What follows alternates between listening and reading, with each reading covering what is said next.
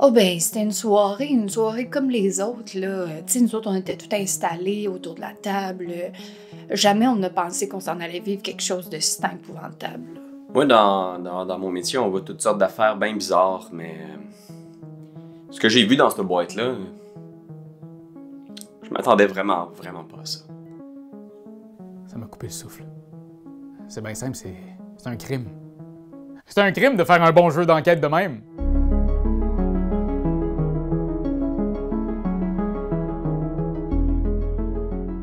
Fifty Clues est un jeu d'énigmes pour 1 à 5 joueurs. Vous devrez résoudre une série de problèmes pour vous rendre au bout du scénario qu'on retrouve dans la boîte. C'est un genre de jeu d'évasion avec des cartes que vous pouvez vivre à la maison.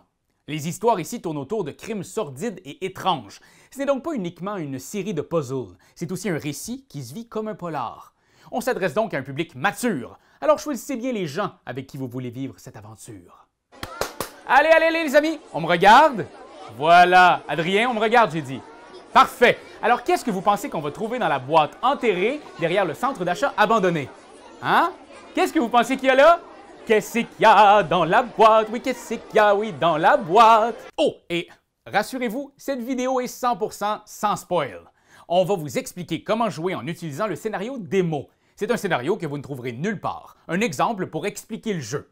On ne gâchera donc pas de surprise. Vous pourrez vous lancer le cœur léger dans les sombres méandres de la psyché humaine. Pour commencer la partie, sortez le paquet de cartes de la boîte et assurez-vous qu'il est dans le bon sens, de sorte que la première carte visible présente clairement le chiffre 1. 1, c'est le premier chiffre. Alors, je vous laisse prendre des notes si vous en avez besoin. Vous aurez besoin aussi d'un téléphone ou d'un ordinateur. Dans votre navigateur Internet, vous allez sur le site www.50clues.com et cherchez la boîte que vous avez devant vous.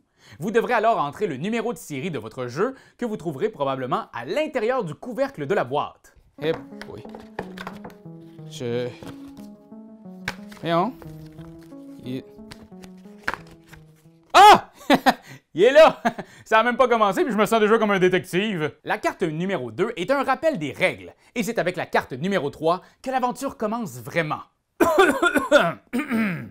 Alors, vous êtes une enquêtrice de police et vous avez arrêté dernièrement une jeune femme perturbée dans des circonstances suspectes. Dans sa poche, on a retrouvé la photo d'un jeune homme disparu il y a quelques mois et une carte de la forêt locale. Comme elle ne dit pas grand-chose, vous partez avec votre chien faire des recherches. Phew! J'espère qu'on va le retrouver, le jeune homme, sain et sauf. Il est écrit ici « Regardez les cartes 4, 5 et 6 ». Alors sans plus tarder, je révèle ces 3 cartes. On a moi et mon chien, la carte de la forêt et une photo du garçon disparu accompagnée d'une note étrange. Ce sont nos indices. Première chose à faire, si vous voyez ce symbole « moins » suivi de chiffres, vous devez retirer ces cartes de la partie. Elles ne seront plus utiles à l'enquête. Autre élément clé, si vous apercevez un chiffre sur fond noir, vous pouvez entrer immédiatement cette valeur dans le champ noir de l'application. Vous recevrez alors une nouvelle information. Oh! Dans votre poche, vous avez la carte de la région. Regardez la carte 7. Je trouve la carte 7 dans le paquet et je l'ajoute à nos indices. Oh, mais il y a un 8 ici dans un encadré pâle. Si vous trouvez ce genre de chiffre encadré caché sur une carte, vous pouvez tout de suite vous saisir de la carte avec le numéro dans le paquet du jeu. Oh, ça avance! Nous avons une carte géographique complète. Mais on n'est pas ici pour faire de la randonnée. Il y a un mystère à résoudre. C'est là que les chiffres sur fond rouge entrent en jeu. Dans l'application, vous pouvez mettre en relation 2 chiffres sur fond rouge. Ça représente l'interaction de ces 2 éléments. Par exemple, je pourrais fouiller les différents coins de la forêt avec mon chien. Attention, votre pointage final va être affecté par le nombre total d'entrées que vous combinez dans les champs rouges. Vous pouvez donc fouiller la forêt secteur par secteur, mais ça va prendre plus de temps et votre score va en écoper. Oh, si seulement il y avait une façon de déterminer le lieu à fouiller! Oh. Si vous vous sentez perdu, vous pouvez demander un indice à l'application. Il y a 3 indices disponibles et le 3e est toujours la réponse à l'énigme actuelle. Vous ne pouvez donc jamais être complètement bloqué. Bon, on voit un 4 en chiffres romains sur la photo du garçon. Et il y a des chiffres sur la note.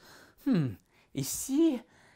Oui! Si on tourne la note, les chiffres correspondent aux points sur la carte de la suspecte. Et il y a un 4 ici comme sur la photo.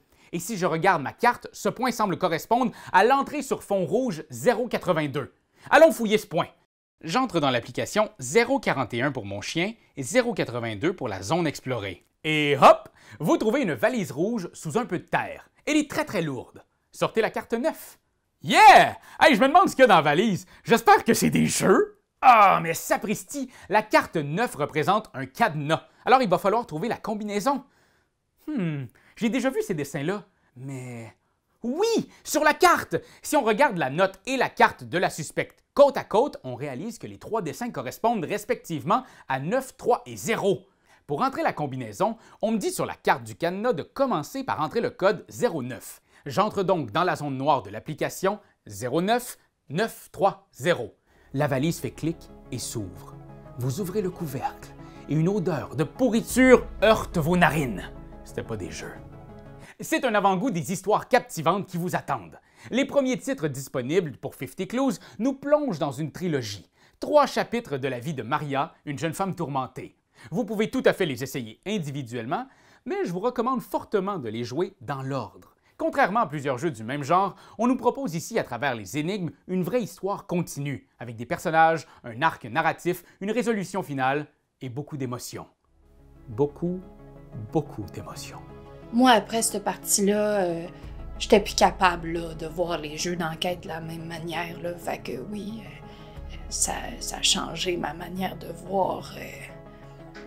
Puis pour toujours.